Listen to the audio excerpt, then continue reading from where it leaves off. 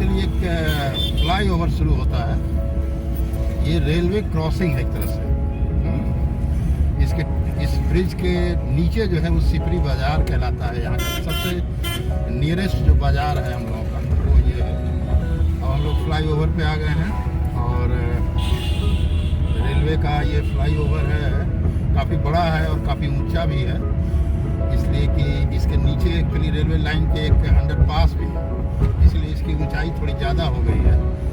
और इसके हम लोग राइट साइड में जो है वो जंक्शन है आपका झांसी जंक्शन, और जो लेफ्ट साइड में हम लोगों के है वो ग्वालियर और दिल्ली की तरफ जो है वो ट्रेन जो है चली जाती है। एक तरह से देखा जाए तो झांसी के लिए एक बहुत ही दर्शनीय जगह है, इसलिए कि फ्लाई ओवर तो यहाँ था ही नहीं, जबकि बहुत सारे शहर में बहुत सारे फ्लाई ओवर्स बन गए हैं, लेकिन यहाँ के लिए ये एक लौता फ्लाई ओवर है। और ये ठीक जो है जब उतरते हैं हम लोग इस फ्लाई ओवर से, अभी हम लोग आने वाले हैं, तो एक बहुत ही अच्छा पार्क बन रहा है, जिसका उद्घाटन करने के लिए प्रधानमंत्री आने वाले हैं नरेंद्र मोदी जी 19 तारीख को। काफ़ी उनका प्रोग्राम है उस दिन।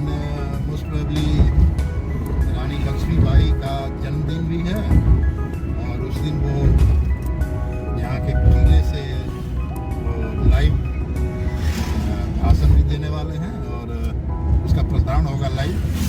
पूरे झांसी में उसकी व्यवस्था हो रही है।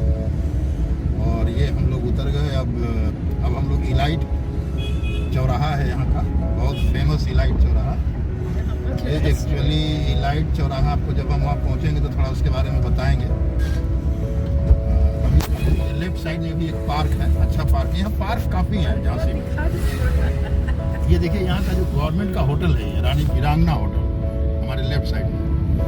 ये जो यहाँ का ये एक करीब पार्क जो है अब आने वाला है पार्क। ये अभी हाल फिलहाल ये बन रहा है और इसका ये गेट है, ये बहुत अच्छा प्रोग्राम बन रहा है। और इसके ठीक जो बाएं साइड में जो रोड जाता है, ये यहाँ का जिलाधिकारी जो है डीएम, उनका रेसिडेंस है। और ये काफ़ी, ये हम लोग सिविल लाइन की तरफ जा रहे हैं, जो यहाँ का काफ़ी पॉश लोकेलिटी है।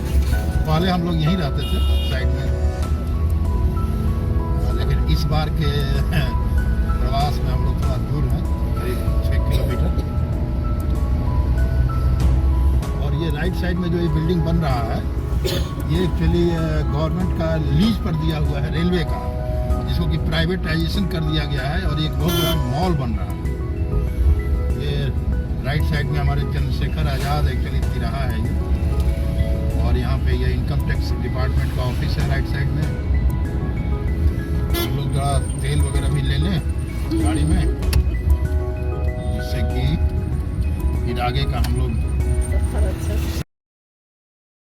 लाइट चौराहा पहुंच रहे हैं। यहाँ का बहुत फेमस चौराहा है और इस नाम से झांसी की पहचान भी है। यहाँ से लेफ्ट साइड में जो है हम लोग किला की तरफ जा सकते हैं। वैसे हम लोग किला की तरफ जाएंगे, लेकिन थोड़ा अभी आज नहीं। और यहाँ पे एक स्वीट्स की दुकान है, बंदना स्वीट्स, बहुत फेमस दुकान है। और ये चूँकि देखिए राइट साइड में ये हॉल है, सिनेमा हॉल। देखिए यहाँ भीड़ भी लगी हुई, लगता है कि पिक्चर वगैरह कुछ चालू होने वाला। ये इस सिनेमा हॉल का नाम ही इलाइट है, इसीलिए इस चौराहे का नाम इलाइट चौराहा। और ये हार्ट ऑफ द सिटी कह सकते हैं आप।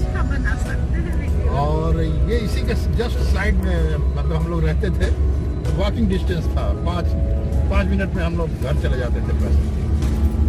और अब जो है हम लोग बढ़ रहे हैं, यहाँ का एक्चुअली सदर बाजार कहलाता है।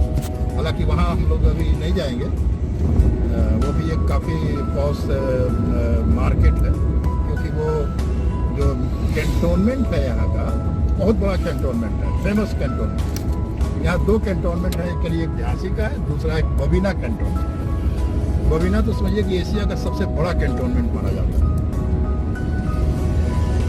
तो अभी हम लोग पहुँच रहे हैं सदर बाजार की तरफ, या हम लोग कहें कि ये जो चौराहा आने वाला है वो जेल चौराहा कहलाता है।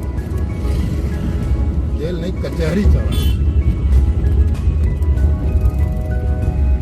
कचहरी चौराहा। बड़ा ट्रैफिक एकदम नहीं है, बड़ा अच्छा है। We are heading towards roadways.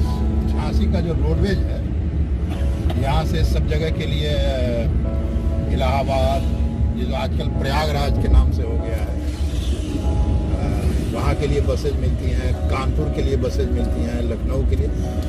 UP roadways का यही खासियत है कि यहाँ से आप कहीं भी जा सकते हैं और कहीं से भी रुपाई रोड आ सकते हैं। सभी जगह के लिए जो है उत्तर प्रदेश रोडवेज की जो बसेज हैं आती जाती हैं। ये हमने देखा उत्तर प्रदेश में, एक बहुत अच्छी चीज़ है। और कई तरह की बसेज भी हैं, जैसे कोई साधारण बस है, कोई एक्सप्रेस बस है, कोई एयर कंडीशन बस है, बहुत बढ़िया बसेस सब चलाए हुए हैं। ये राइट साइड में जो कैंटोनमेंट का इलाका है, यहीं से कैंटोनमेंट का इलाका शुरू हो जाता है। जो आप देख रही है, जो कटीली तार लगे हुए हैं, ये कहीं इसका बाउंड्री वाल है और फेंसिंग किया हुआ है। हालांकि जनरल पब्लिक के लिए भी अलाउड है, ऐसा कुछ नहीं है।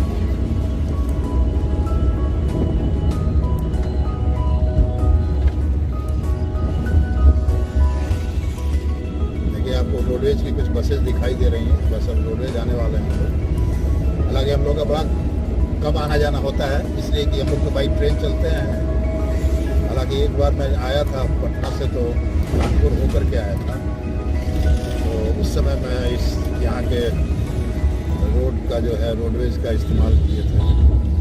जो चौराहा आने वाला है वो एक्चुअली अब उसके लिए हम लोग मुड़ेंगे अब ओरछा जाने के लिए। अब ओरछा के बारे में तो आप जो ऐतिहासिक चीज़ है मैं आपको वहाँ पहुँच के बताऊँगा, लेकिन अब हम लोग राइट साइड में मुड़ने वाले हैं। और जो लेफ्ट साइड जो सीधे जो रोड चला जा रहा है ना, ये एक्चुअली मेडिकल कॉलेज की तरफ जा रहा है। रानी लक्ष्मीबाई मेडिकल कॉलेज यहाँ का काफ़ी फेमस मेडिकल कॉलेज है, इससे बुंदेलखंड के इलाके का। अब तो खैर एक और मेडिकल कॉलेज आ गए हैं, लेकिन ये मेडिकल कॉलेज जो है बहुत पुराना है और ये मेडिकल कॉलेज की तरफ जाता है। और ये रोड जो है हम लोग अब जो हो रहा है टर्न, ये सीधे इलाहाबाद को जोड़ता है। उसमें देखिए दिखाई भी दे रहा है कि इलाहाबाद यहाँ से 395 किलोमीटर है, खजुराहो के लिए भी जाता है यहाँ से, और ये रास्ते में ही ओरछा पड़ता है। अब हम लोग जब ओरछा पहुँच करके जो है मैं आपको इसके बारे में, ओरछा के बारे में बताऊँगा, और जहाँ जहाँ हम लोग देखेंगे उसके बारे में जो भी मुझे आइडिया है या नॉलेज है मैं उसको आपको शेयर कर दूँगा। ठीक, अब आप हम लोग वहाँ मिलेंगे ओरछा में।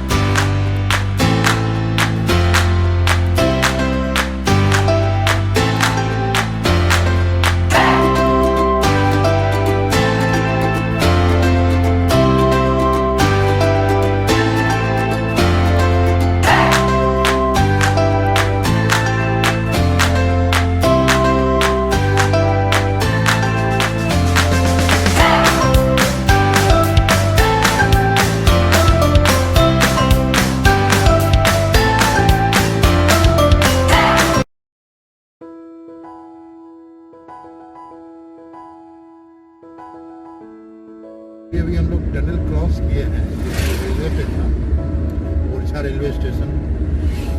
पहले ये रोड ऊपर से था, अब नीचे आ गया, टनल बना दिया। इसके आस अब हम लोग ओरछा जो है प्रवेश करने ही वाले हैं। और हालांकि यहाँ पे एक था जो कि चंद्रशेखर आज़ाद, कहा जाता है कि यहाँ पे कहीं रुकते थे। वो स्पॉट थोड़ा सा हमें लगता है कि हम मिस कर गए, पीछे छूट गया। अब हम लोग ओरछा पहुँच गए हैं, बाजार ओरछा शुरू हो गया है।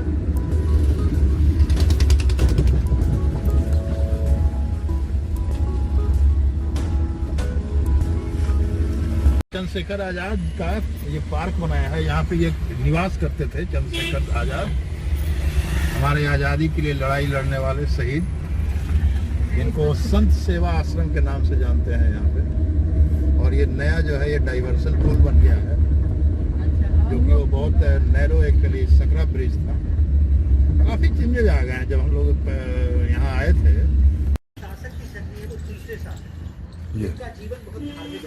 ये मॉन्यूमेंट्स वगैरह बनाए हुए हैं लोगों ने।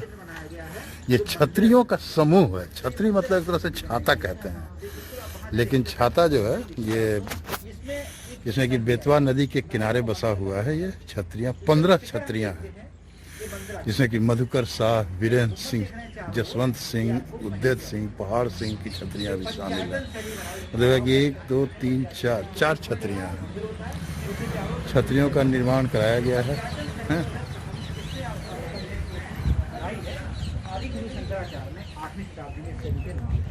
आठवीं शताब्दी के पहले कोई मंदिर देखिएगा पंचायत शैली के नहीं होंगे, और उसके बाद 9वीं 10वीं 11वीं 12वीं शताब्दी के मंदिर होंगे सभी पंचायत लगभग। यहाँ एक छोटा मोटा पार्क है। अच्छा, इसमें है, ये इसका प्रवेश द्वार है।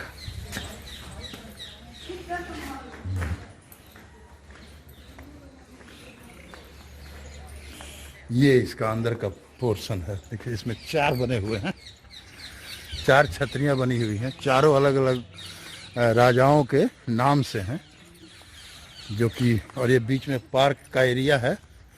बड़ा रमणीय सा लगता है। अभी थोड़ा धूप है और ये लोग जो है हम बोल रहे हैं उसका ये लोग आनंद ले रहे हैं और मुस्की मार रहे हैं और हंस भी रहे हैं कि ये बोले जा रहे हैं।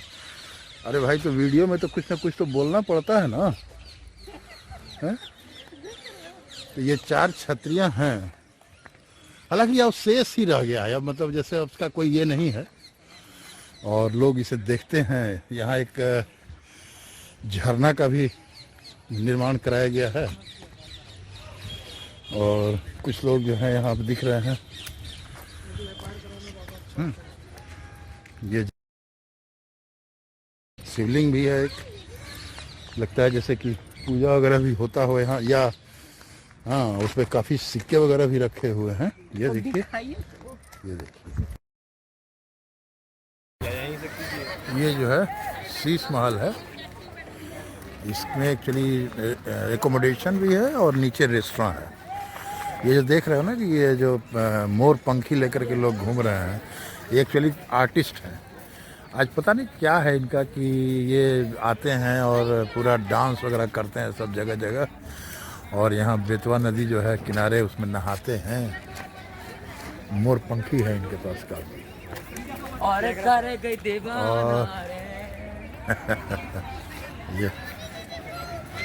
और ये जो है एक तरह से महल है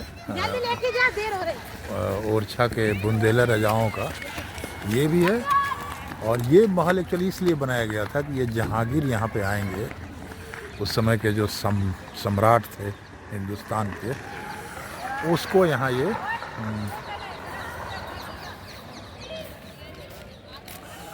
उनको यहाँ एक रात या कुछ दिन रुकना था अपने राजकाज को लेकर के, तो उसके लिए उनके लिए बनाया गया था। इसके अंदर एक्चुअली काफ़ी भीड़ है और ऊपर नीचे जाना बड़ा मुश्किल हो गया हम लोगों के लिए, इसलिए हम लोग अंदर नहीं जाएंगे इसके।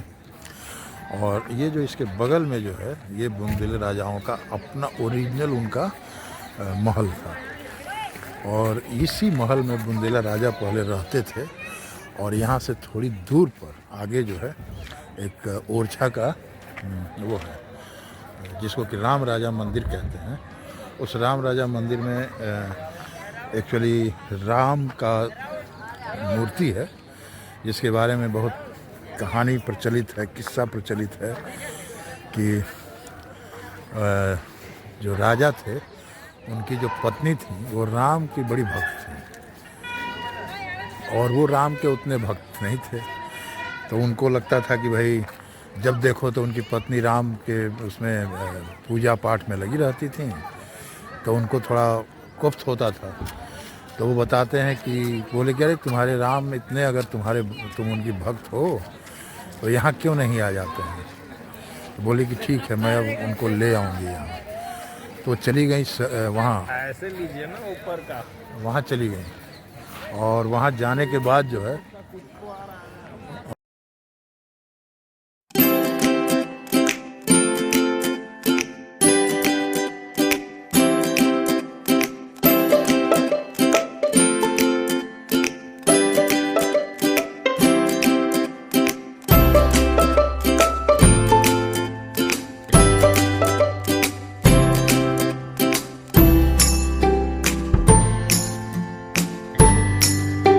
यहाँ से सीधे जो गेट दिखाई दे रहा है ना, वो एक्चुअली राम राजा मंदिर का गेट है, जो कि इस महल से दूर है।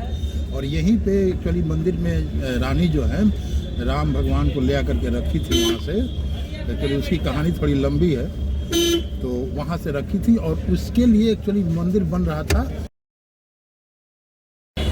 हम लोग ओरछा से निकल रहे हैं अब झांसी के लिए, है ना।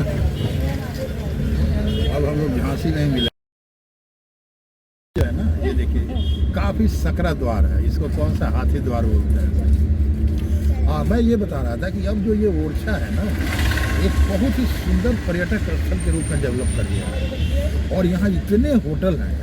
और हमने ये देखा है कि जो झांसी में जो बड़े संपन्न लोग हैं, सो कॉल्ड हम नहीं कहेंगे, लेकिन हाँ जो संपन्न लोग हैं रियल में, जिनके पास काफ़ी पैसा है खर्च करने को, दिखाने को, तो अपनी सारी, हालांकि उनके पास झांसी में भी बहुत सारे होटल हैं, लेकिन वो ओरछा आते हैं इसलिए कि ओरछा के जो होटल्स वो थोड़े अच्छे हैं, भव्य हैं और बड़ा विशाल दिखते हैं, ग्रैंड जिसको कहा जाता है।